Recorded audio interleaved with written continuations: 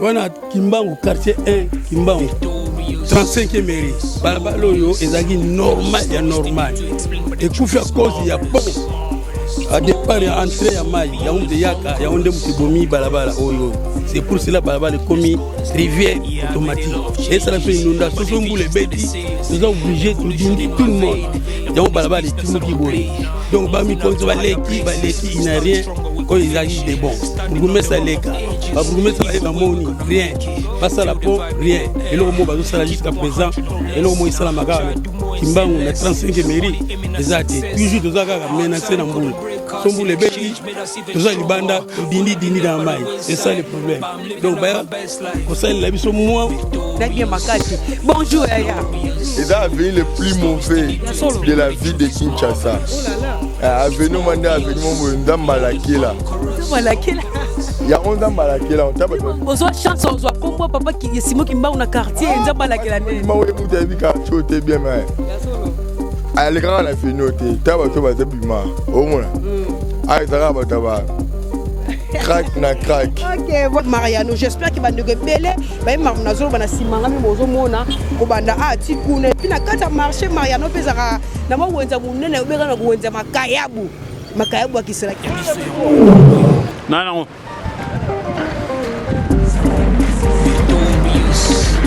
Bonjour, bonsoir, la Balanio, c'est Bicho Podcast.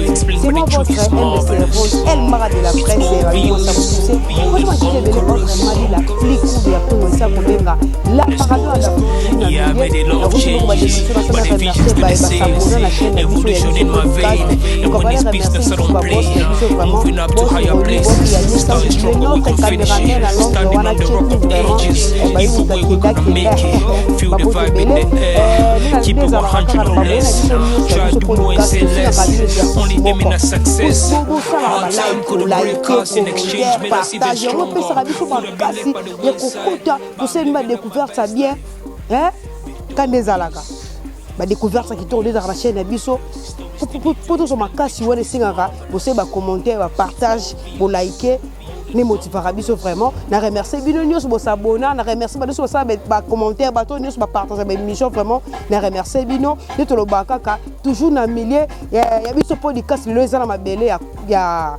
tout ça la commune ya Kalamu précisément na quartier Kimbangu bandeko bele ba baraté za na commune ya Kalamu Kimbangu toza na 3 Kimbangu 1 Kimbangu 2 na Kimbangu 3 moment histoire muke El Mara de la presse a bien Kimbangu na kala izara na kombo mususu parce que changea na kala banu benga quartier Kimbangu na kombo ya Fokobel wana na ebité wana bi El Mara za na mokité par rapport moi histoire muke na yebi to ça ki boya mo etil biso podcast to ça la rapena découverte par mbati lo bara makambo oza solo ba bara TP za radio te j'espère que na simanga bomona binomoko bozomona pont à tous na 34e mairie donc ils ont honorable moko ça la rapena ba don ya ko sala ba pont presque nyoso oza na quartier Kimbangu eza honorable lebe mupi ya Florent da salarango vraiment buli momoni pona simana to na 34e mairie toujours on a histoire na biso ne El Mara bandaki Kimbangu bande ko benga mana kombo ya quartier Fokobel oza ki depuis année 1950 ne ero koma kombo na kombo Kimbangu bande ko musuba lobaki ate ebenga mabongo po papa Simon Kimbangu azangaka bisika ya ko mela mai. Donc papa Simon Kimbangu azanga bisika ya komela mai alukaka kena ba presque ba commune benangi ba pesaka ete na kasabu ba pesaka ete mais ana commune na Kalamu ba pesaka ye na quartier Kimbangu yango wana depuis 1950 quartier Kimbangu et comme quartier Fokobel et comme quartier Kimbangu à tout ça 34e mairie et en tout cas ça découverte na biso to kota parce que ba c'est la raming bari les armes ba venir ba c'est la bari ba première rezali ba 5e rezali ba 25e rezali to kozopena temps ya kotambola na caméraman na za la sima caméra Jordan vraiment to kozota kotambola pour ça découverte auto ça le na commune ya Kalamu na quartier Kimbangu na lobaki kaka oza na pont o ba bengo na kombo ya lebe le ba pont no soza awa na Kimbangu za kaka na pont eza na kombo ya honorable oyo azwa moi initiative ko wana ki quand ça nous a eu des difficultés belé par rapport au ne facilité bandeko de rakolongwa pe na elle 35 miri à 4 pe na 34 miri na facilité de lo bakaka ba te belé ba ki pe na histoire ya Kimbangu te on dit elle marque de la presse ngamoko lelo la préférée dans ça la découverte ngamoko na ko la ki s'appelle bandeko quartier Kimbangu ndenge zali to retourne pe bandeko musuba bete la biso awa na quartier Kimbangu ba difficulté ni bazalaka nango est-ce que na Kimbangu abazaka na mai est-ce que na Kimbangu abazaka na courant est-ce que bekola bien pe na Kimbangu ezali hôpital ezali ce que ezali to kuluka pe to la kisaba po mona ke biso na kata chaîne biso podcast to salaka musala kaka ndenge ezalaka donc Kimbangu ebengama depuis 1950 na lobi kaka na karabana ko benga ngona kombo ya Fokobel depuis papa Simon Kimbangu ayaka amelaka mai awa na quartier Kimbangu ne ebengama Kimbangu donc le bakaka tout ça toujours branché pe connecté la chaîne. Voilà, très chers amis internautes, on a 35e mairie et de ça découverte na biso na commune ya Kalam na quartier Kimbangu. Papa bandeko bazali awa isinga pe fo wa ancien ya quartier oyo ba mekempe ko beta biso li solo ya quartier ezalaka ndenge nini le commune ndenge nini. Et on a préféré papa za mupandi awa so on peut sa biso temps tout na papa en tant que mwana ya quartier. Bonjour papa. Bonjour maman. Kombo nani? Kombo papa Antoine. Papa Antoine atoza. Toi, Kimbangu, quartier 1, Kimbangu, 35e mairie. Balabalo yo, ezagi normal, ya normal. Et koufi à cause, il y a pont. À départ, il y a entrée, il y a maille. Il y a un de yaka, il y a un de bomi, balabala, oyo. C'est pour cela, balabala, comme rivière automatique. Et ça, c'est une inondation, son boule bêti, tout ça obligé, tout dindi, tout le monde. Il y a un balabala, les timou qui boye. Donc, bami, quand il il n'a rien, oh, il a des bons. Pour vous mettre ça, les cas. Pour mettre ça, moni, rien. Basa la pont, rien. Et le mot, jusqu'à présent, et le mot, il s'est Kimbangu, na 35 mairie. Ils ont toujours tous les menacés dans boule. Son boule bêti, tous les libanda, tout dindi dans la maille. C'est ça le problème. Donc, quand ça, la biso, moi, bon, c'est la biso bâti à pont. À cause de papa Lebe, les 5 députés, il y a des gens qui sont moi pour eux, et sont à biso pour le passage. Toi, entre, bien, à Kimbangu donc après Bongolo, deuxième avenue, c'est foutu. C'est ça le problème de tout ça gravement. On a 50 soutien, il y a gouvernement, il y a vice-gouverneur, gouverneur, bah il va pour le biso, balabala, terrasse oyo, batchapo, mai ekima ekene na terrasse ya munene. C'est ça le problème de tout ça ngo. Papa na kati malobate na moni oza ancien pena obota mina Kimbangu to ya goya. Kimbangu grande Kimbangu né Kimbangu. Voilà. C'est ça. Donc ebi mabelo ndenge bandi na ndenge le kufi boy balabala za ko to mituka ezo kota le kota sauté donc yango no monike balabala futi e bebi pona mai mais papa wa bisi biso a quartier Kimbangu zaka na ko musu quartier Fokobel ba série wana époque on les a ni par rapport à papa normal époque Fokobel est normal parce que inondation ezalagité ezalagi quartier moko donc ba toazo côté sika bazo sur la place tout ça bazo bongisa alors maintenant mbula nde mai ne le reye ya onde mai bebisi elongwe kombo Fokobel et comme Kimbangu à cause ya Kimbangiste ya onde siko comme quartier Kimbangu donc Kimbangiste ne ba basinement on basinement siko Kimbangu nde yangwana donc à cause ya Kimbangiste yango monaki ba pesa quartier Kimbangu donc il quartier Fokobel à l'époque tu vois tel ancien ya quartier ndenge quartier comme inondé bo message ne ko pesa message na do pesa ba ide biso ba sala biso les biens que babongisa balabala ndenge zalaka balabala mususu c'est bongi mais oyoyo bazo kipa ngote les bougoumes c'est so ba lekiawa on a rien fait to kosa ba demande to sali ndenge nyonso eloko mwa malunga et salamité c'est ça donc merci beaucoup ne pas ça yaya ba ça moi lobe ça la pena bien makasi bonjour yaya et ça avenue le plus mauvais de la ville de Kinshasa. Oh là là avenue manda avenue mo ndambalakela ya onda malakela on taba bozo chance ozo kombo papa ki Simon Kimbangu na quartier ndambalakela ne mawe mutu ebika chote bien mais ya solo ale kana na finote taba to ba zabima o mona ai tara ba taba Crack na crack. Ok, voilà, merci beaucoup. Beaucoup de bandero bazolo ba papa lobby ancien ya quartier outi ko loba vraiment à lobby na époque ya Fokobel vraiment avenue o ezaki boté ba mitu ko bande ko leka parce que o za deuxième avenue surtout viré j'espère que na olak ça ba téléspectateurs na biso ba bona biso nyoso na presse wala mona ke bongolo za nolo église lilobeza wana et puis en diagonale église Kimbangi c'est ne bande ba outi loba babi à l'époque ezaki vraiment bien mais lelo yo quartier Fokobel Kimbangu ezali susu ndenge ezaki na kalate ezosenga fo ba kondi ba meka pe ko toucher moi place oyo pe ça la pele qui tourne makasi mais to suki wana te to so continuer toujours kotam sa balader pe kotam sa caméra na biso pour la découverte oyo peut que ça na message vraiment eza partager papa message à partager to tam sa balader nezaka elle mara yo sa découverte na commune ya Kalam na quartier Kimbangu to la sa bosoto ndenge et commis vraiment ko circuler na quartier Ozaki quartier kitoko o ezube moi chance papa Simon Kimbangu a visiter pena quartier o mais ba commune belé ba joie chance te mon prophète munele quoi papa Simon Kimbangu a visiter mais commune ya Kalam vraiment na quartier Kimbangu ba joie moi chance papa Simon Kimbangu a visiter mais lelo et commune égrégé ni to lo ba kaka tout ça là toujours branché peut connecter la chaîne biso to zongela bino Kalamité pour la découverte oyo to eko sala na commune ya Kalam na quartier Kimbangu oyo bande ko benga na kombo ya Fokobel. Merci beaucoup.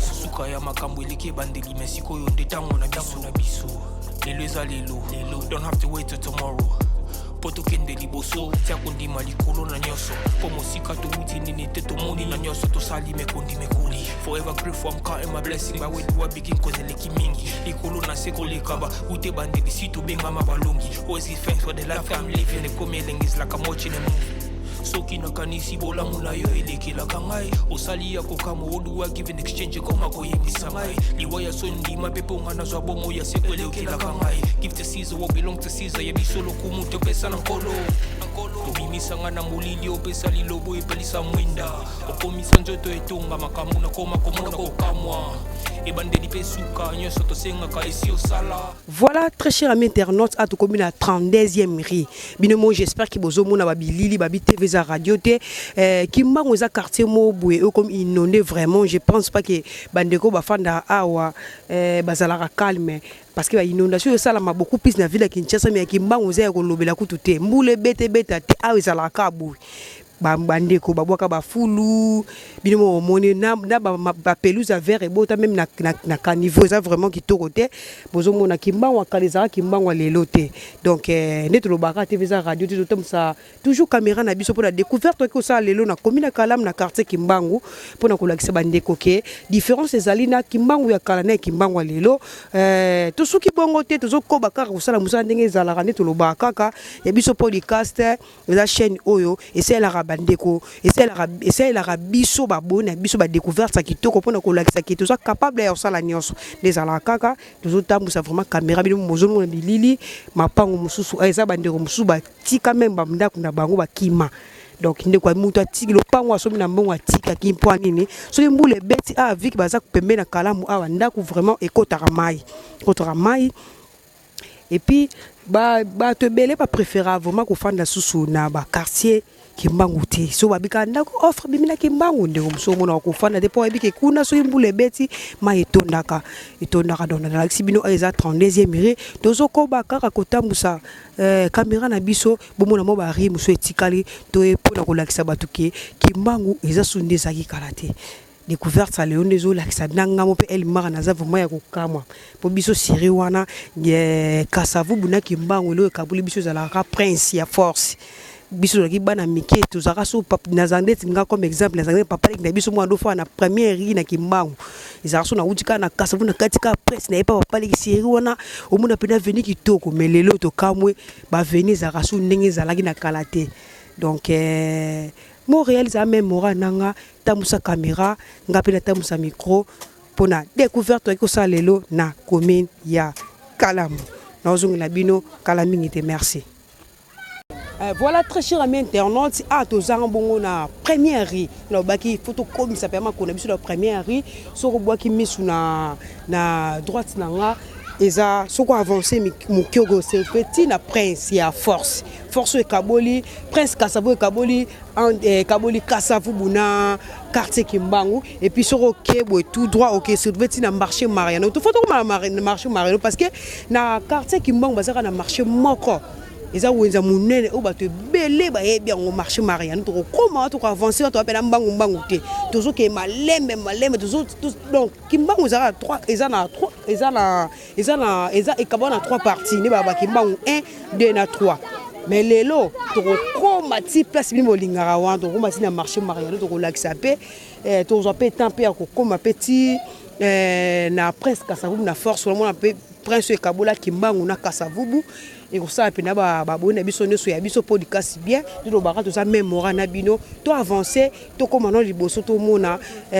situation za ndenge nini kuna par rapport ne to lo bayi kaka la découverte yo sala lelo est-ce que kuna pe eza pe kaka ndenge ba 32e mairie ezali to kuna eza plus que 32e mairie est-ce que kuna pe mutu ko eleka parce que eza ba direction minene pe l'état soki lelo pe makambo ya ko sela pe bandeko na biso pe moi ba prince minene eza ba commune belé lelo ba commune ngiri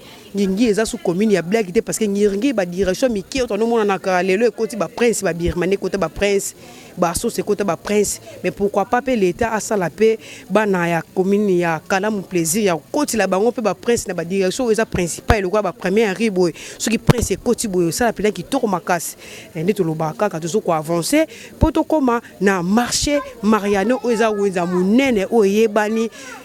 bandeko belé ba barateke Mariano ezalaka marché o ezana commune ya Kalamu précisément na quartier Kimbangu bato be ba baraté mais lelo na émission na biso lelo nde boko découvrir que marché Mariano ezalaka na commune ya Kalamu na quartier Kimbangu ndi to lobaka ka TV za radio tebini bozo mona avenir vraiment eza ya kobeba je pense pas que ba moto les gars wana habité to rota musa pe balade pa bandeko baza zinga ba talisa biso kaka ndenge ezalaka na ozonga mino kala minute merci ya biso yango oyo eza biso na biso suka ya makambo eleki bandeli mesiko oyo nde tango na biso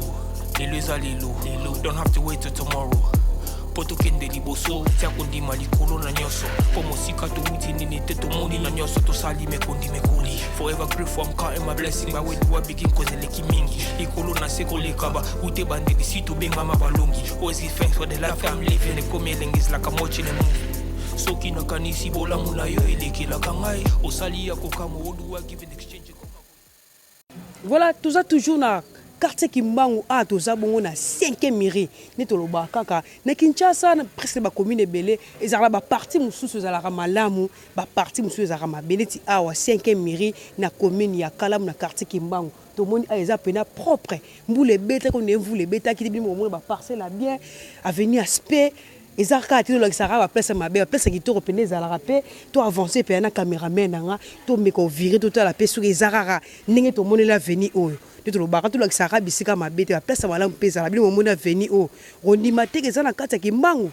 rondi maté mo so misa aspect amatonge mo misa aspect bandal mo ne Kasavu beza na kati ya quartier Kimbangu na 5e mairie to lo baka to lo kisibini ba place o eza pina malamu te to lo kisibini ba place pe place à malamu obo mona ke na chaque commune ezara place à malamu na place à mabe toujours virer total la pesoki mupandi nanga côté droite nanga soki bezara nenge moroga ne to mona la venir to kuna rochalo kolote donc voilà ni na lobaka to zonga mdo kala mingi te mo réel la nanga zunanga bilili après to repese la kara nenge ça merci suka ya makambo eleki bandeli mesiko yo ndetango na biso lelo eza lelo don't have to wait till tomorrow poto kende liboso tia kondima likolo na nyoso po mosika to uti nini te to moni na nyoso to sali mekondi mekoli forever grateful I'm counting my blessing but when you are begin cause eleki mingi likolo na seko lekaba ute bandeli sito benga mabalongi always give thanks for the life I'm living the coming is like I'm watching a movie soki na kanisi bola mula yo elekela kangai osali ya kokamo oduwa give in exchange koma ko yebisa ngai liwaya sondi mapepo ngana zwa bomo ya sekwelekela kangai give to Caesar what belong to Caesar ya bisolo kumuto pesa na nkolo tobimisa ngana mulili opesa lilobo epelisa mwinda okomisa nzoto etonga makamu na koma komona kokamwa ebandeli pesuka nyoso tosengaka esi osala bokitano ya bala ya mabana bilaka na ndima kokokisa nyoso pona ntina nanga ya motuya yo opesanga ofeli nzambe tata esengo na ngai ya libela moninga na ngai ya motema matoye yoki miso emoni minga kolobeza te motema eza temoi misala emonani minga kolobeza te touti mosika esensel tokomi minga kolobeza te ya kolobeza te minga kolobeza te matoye yoki miso emoni minga kolobeza te motema eza temoi misala emonani minga kolobeza te touti mosika esensel tokomi minga kolobeza te. Voilà, très cher ami internaute, babone na biso nyonso ya biso podcast boza premier ko sepela ato bimi bongo na marché Mariano eza bongo na kati kaka ya quartier Kimbangu to expliquaki na quartier Kimbangu bazaka na marché moko ya Mariano oyebani vraiment bandeko bele ba yebi Mariano eza marché o esungaka bandeko bele bateka ba couverture bateka ba bâche bateka mwa biloko bokoko so mutanga bala mwa nzunga ma famille bimera na Mariano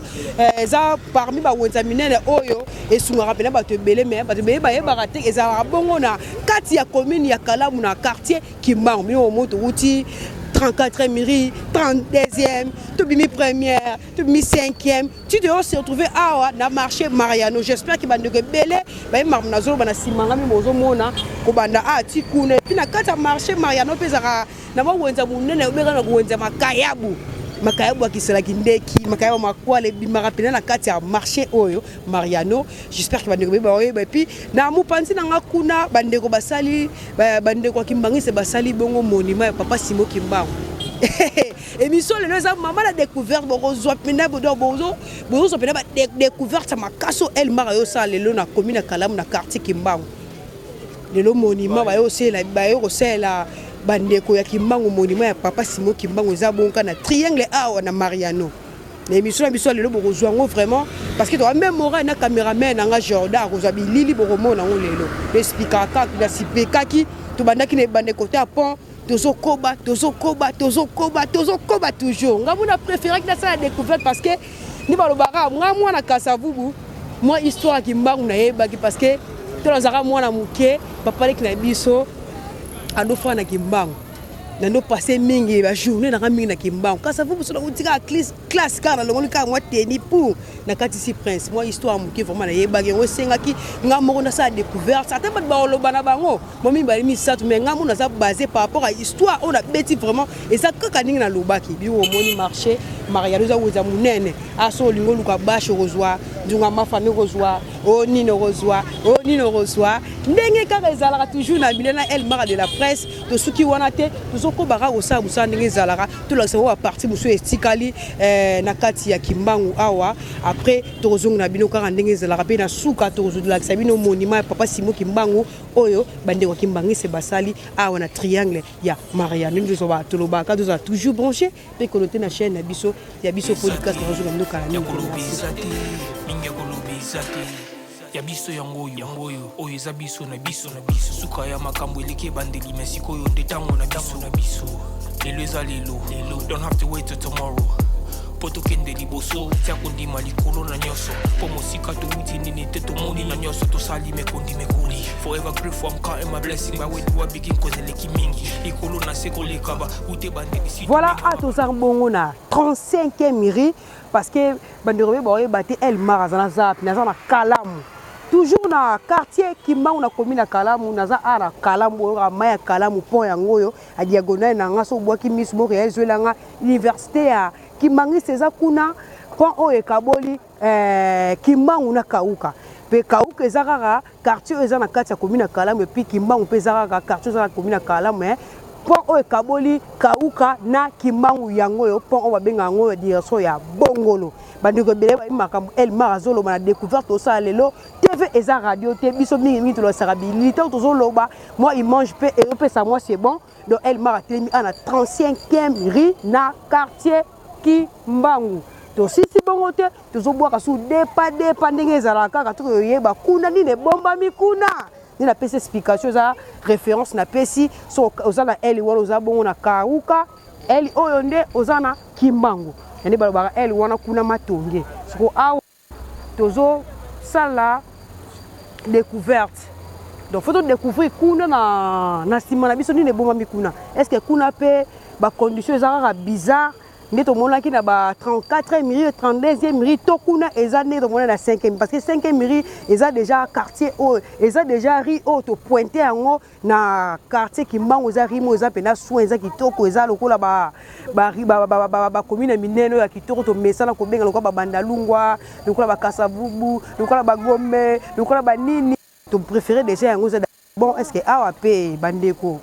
bazo fonctionner car ndenge to monaki kuna to eza plus que 32e mairie papa lobaki quartier Fokobel eza quartier o ezalaki pena quartier munene makasi vraiment mais nga na olobara que quartier eza quartier o epe pambwama parce que papa Simon Kimbangu azaki prophète ya solo o aseleki nzambe na ye vraiment ndenge eza esengeli atia makolo na ba quartier musutu ma tia makolo na quartier Kimbangu mais pourquoi pas na commune Kimbangu na quartier Kimbangu bakoma kolela bandeko ba olela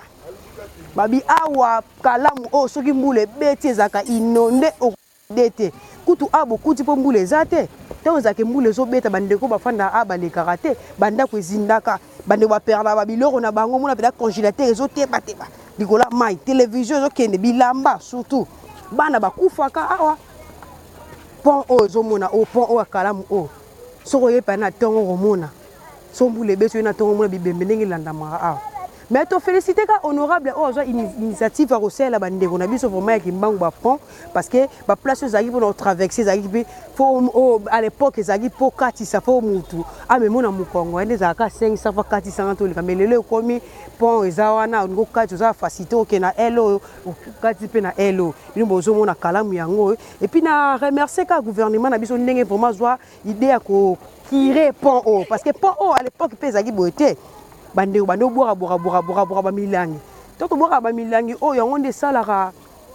yango nde bebi selaka biso ba pont milangi fulu tango eko déborder yango moni banda ko zindaka sikoyo ba kira yango ma ezoleka nango dale pour ka ça problème mabeka neta mbule betaka na bande ko basaka zinga ba mapango andi bazindaka sans quoi en tout cas tout est en dans les bons. Donc autant sa caméra na biso to découvrir awa na 35e mairie marambo ikendaka nene na lobeka ana quartier Kimbangu awa eza ba soufon mari eza ba venir les ara o nga na za ngingi ya venir bo 5 o avenir nzombo non eza ba ri tozo zo pena temps ko visiter vraiment mon mari yango parce to soukela to soukeli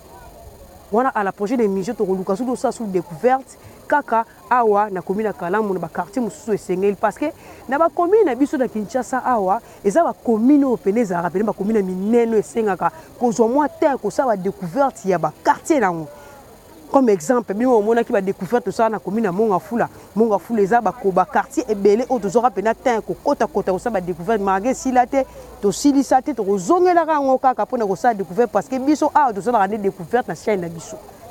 yango to préféré peut to kota siko Kalamu to accélérer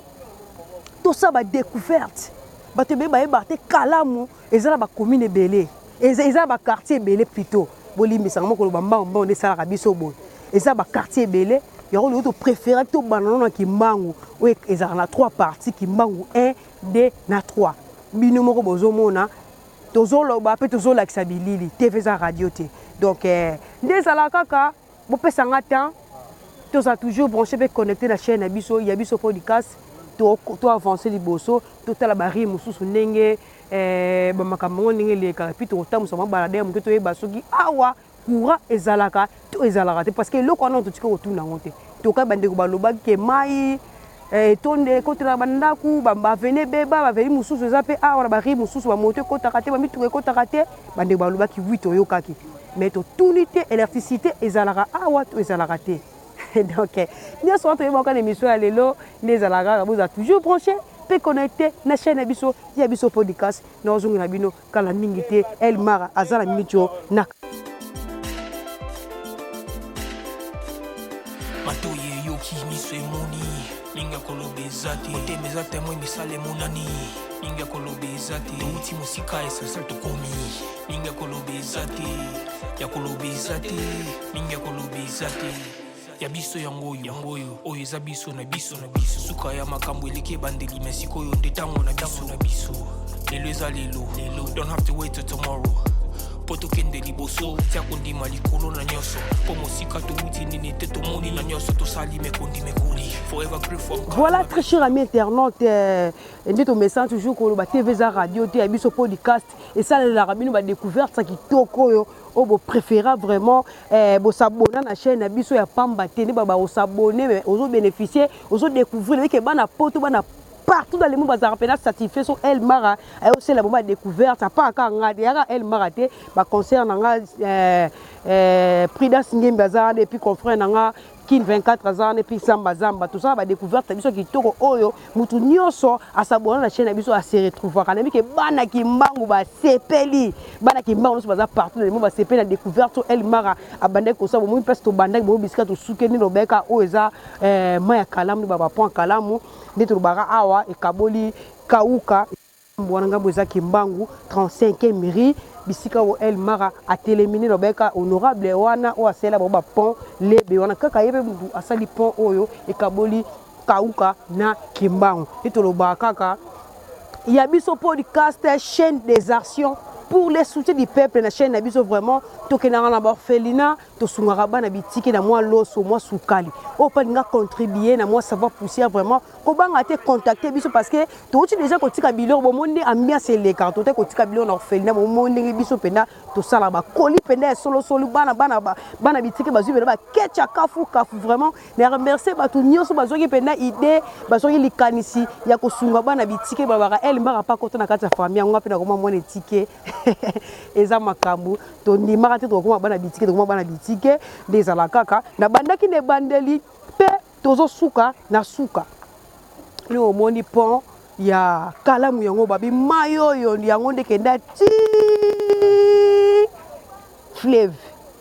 ndezala kaka donc bomonaki tokendaki tolakisi bino statut ya papa Simon Kimbangu oyo bato ebele bayebaka te ke un jour bakosala papa Simon Kimbangu statut na Mariano wana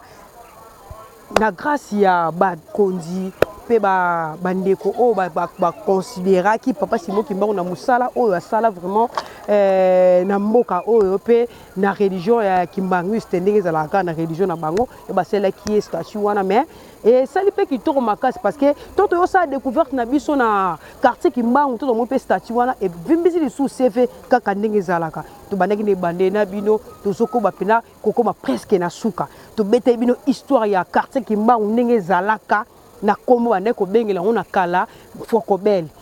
depuis 1950 ne ekomaka na kombo ya Kimbangu oyo ezala ba rue ebele to route la première rue tout la 5e rue tout la 39e rue ba 25e rue to visiter la découverte de Sengangamo El Mara vraiment dans la soupe pour na ko lakisa bande ko to lakisaki ti to ça des annonces na biso na pont oyo ya na pont oyo ya kalamu oyo kaboli mais bandeko awa bandeko bazoboya vraiment koloba na kisasa et comment moi passe soko tamsa balade bandeko musu balinga koloba mais par rapport à mes informations au El Mara de la presse a vu par rapport à découverte ko sala na quartier Kimbangu balobi awa bazana difficulté ya mai bazana difficulté ya courant donc awa courant eza pas abi courant et ya kaka minuit donc soko raté pour leur charger téléphone à 0 heure a été ali aux ambakasa on fout à 1000 francs na cabine parce que awa ba cabine tondra donc so mutati moi cabine ti moi groupe na e alors charger téléphone moko 1000 francs et tonne te 1000 francs donc a courant eza pasi mai pe eza pasi na Kimbangu et puis bino mozo mona degré ya fulu o na ndimiti ya mathématique bakota na quartier o parce que a so muta selika fulu ne azu abwaki na kalamu muta seli fulu na e abwaki na kalamu bino mozo mona bilili yango wana TV za radio te awa basala ka système kaka azu fulu abwaki na kalamu mathématique nezala ba commune mususu matiti azoleka moi 1000 francs moi 500 moi 2000 opesi mais ay sala makabongo te a so ko selika fulu na yo makasi yo bwaki na kalamu donc apa wana ba insécurité pezali bande ba bien insécurité pezali babi a peza pena mboka bayanki babi Kimbangu peneza mboka bayanki bangu yanki bangu bakabaza temo makasi ya moni moko lezo moi kota caméra to kokota ko bakota kati bakasi pena te po bakolo mboka bika kisasa onde mamekenda mais bino bozo mona fulu eza tellement makasi kutu aba uti ko kire eza rapani na kati ya kalamba uti ko kire yango moni zalaka soki ekoti sombule beti fulu nyonso ezindi na kati ya mai yani yango nde esalaka bainondation sombule beti bandako ezozinda à cause ya bafulu oyo biso moko ba congolais tozoboma mboka na biso tolingaka te ko leta biso moko tozoboma mboka tango yo ozwi osali matembele na yo ozwi obwaki na kalamu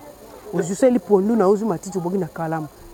tango ekobebe komi leta te la biso likambo biso moko tozoboma mboka na biso totonga mboka na biso te donc awa badifficulté baza na uza bongo courant eza te mai eza te bozomona mwana nyonso azoleka azotiaka kantine na motu baosala mai ya forage baosala mai ya libulu eza baplace mosusu bazotekaka mai ya pompe meme mosusu na quartier mobimba bazaka na deux places mai ya pompe ebimaka nde batekaka donc oyo tosali constat na quartier Kimbangu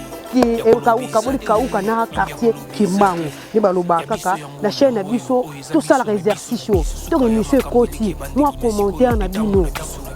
moi commentaire na bino yango pesaka biso makasi moi partage mo like bo sikaka bongo te soko sepe na découverte osali commentaire epesaka biso makasi force osala susu bémission kitoko ndenge ezalaka wana nazo remercier bongo basabona na chaîne na biso pourquoi pas na remercier baboss na biso nyonso boss Roni boss Yani sans oublier notre caméraman à Londres wana checking bambote ebele pourquoi pas na remercier famille na nga Mialu Keren Mion Allemand Tichimion à Paris sans oublier ma petite chérie Sephora Mion la Camille pourquoi pas na remercier à biso notre cadet Andy Mialu sans oublier na Bundes wana mon Elodie la maintenance vraiment bambote ebele pourquoi pas na pesa déjà dimanche déjà na mambo salama le 31 mai oyo groupe ya Murphy manager Murphy ngama babeta bongo match à loisir ba danseuse nyonso ya Kinshasa eza bongo match à kafu elle mara de la presse rosa pena wana to repese la kaka ndenge zalaka na pesi bambote na famille Mbala Jordan Mbala donc kasi Mbala ya mire qui cite bambote belé et pourquoi pas na pesi bambote na nga susu na la Gloria Gonda la fille en couleur va jouer anniversaire na yo na pesi bambote ba nyonso balinga elle mara de la presse balinga elle mara de la presse et to ba kaka to continuer toujours ko sala musala kaka ndenge za to ko saba découverte kitoko to ko saba elubu to ko kota pona ko la musa vraiment musala kaka ndenge zalaka to bandaki na yili na biso na nospe des annonces na biso to sala on toujours awa na Kimbangu et puis à la prochaine émission to ko kota susu na ba quartier o ezaka na kasa kalamu pona kotalisa bato kalamu mpesa komina munene oyo na kata kisozo bali bayeba ati kalamu za komina munene yo to découvrir kalamu za munene parce que bomona to bandaki place to bandaki yango to sukela eza vraiment munene to sukeli awa à la prochaine to tuka to combler ba place misusu oyo to komaki nanu te bo sepeli komona émission lelo oyo to zalaki na quartier Kimbangu ebengami na kombo ya kufoko ben mais to vende quartier Kimbangu donc elle m'a de la presse Montréal Twanga Tono na kufite Tolvino Zamba Ngana Dino Tukokutana à la prochaine émission quant à moi je vous dis bye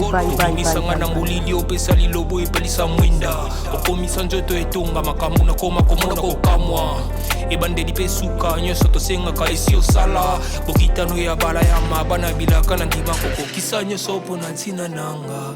ya motuya yo opesanga ofeli nzambe tata esengo na ngai ya libela